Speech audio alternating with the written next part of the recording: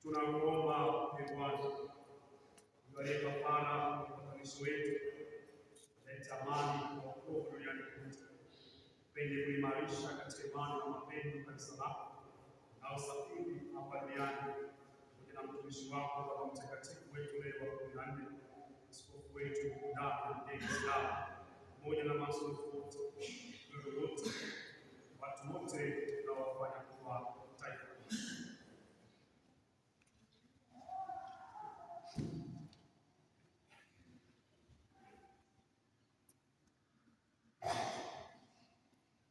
Usikilize kwa wema sala za jamaa hii tuliyoita hapa mbele yako.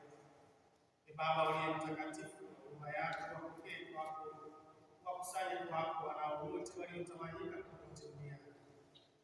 Wapokee kwa wema katika ufalme wako ndugu zetu marehemu na wote walioaga dunia wakiwa wamekupendeza.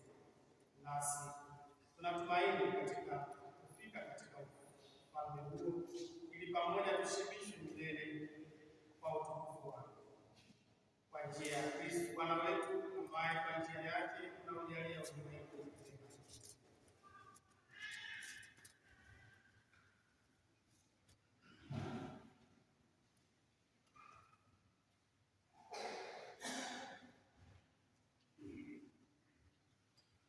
Kwa njia yake na pamoja nayo na familia yake, wewe Mungu Baba Mwenyezi, katika pamoja na Roho Mtakatifu, unapata heshima yote na utukufu milele.